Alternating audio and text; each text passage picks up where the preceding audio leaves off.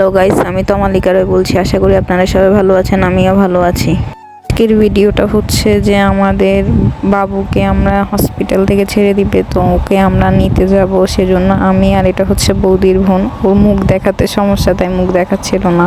আমরা হসপিটালে চলে গেছিলাম। হসপিটালে গিয়ে আমরা বাবুকে নিয়ে একটু ভিডিও করতেছিলাম, ওকে নিয়ে ছবি তুলতেছিলাম। আর হসপিটাল অনেকক্ষণ কাটানোর পর আমি আর বৌদির বোন একটু আগে বের হয়ে ফুলের দোকানে গেছিলাম। আসলে আমাদের বাবু ফার্স্ট টাইম আমাদের বাসায় আসবে, আমরা একটু ফুল দিয়ে ডেকোরেশন করতে চাইছিলাম, তাই ফুলের দোকানে গিয়ে কিছু ফুল কিনছি।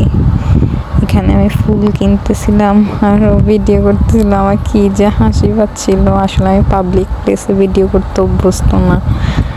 ফুল টুল কেনা শেষ, আমরা রিক্সা করে আবার বাসায় চলে আসতেছিলাম।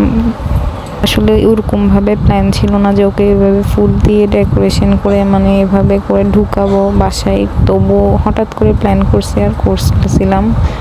প্ল্যানটা হয়তো বা আগে থেকে করলে আরও সুন্দর হতো। তারপর রিক্সা করে চলে আসছি, এই যে আমরা বাসায় চলে আসছি। এভাবে করে সাজাইছিলাম, এখানে এভাবে করে আলতা দিয়ে।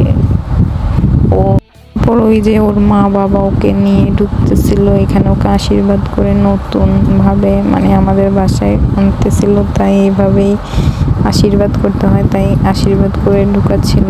তারপর ওইখানে আমরা ওর জন্য পায়ে ওর চাল দিয়ে কি একটা নিয়ম আছে, ওইটাও পালন করছিলাম। তারপর দুধে আলতা পা দিয়ে ওর পায়ের ছাপ নিছিলাম। ওর পাগুলো অনেক ছোট, তাই ওর পায়ের ছাপ নিতে অনেক কষ্ট হয়েছে আমাদের।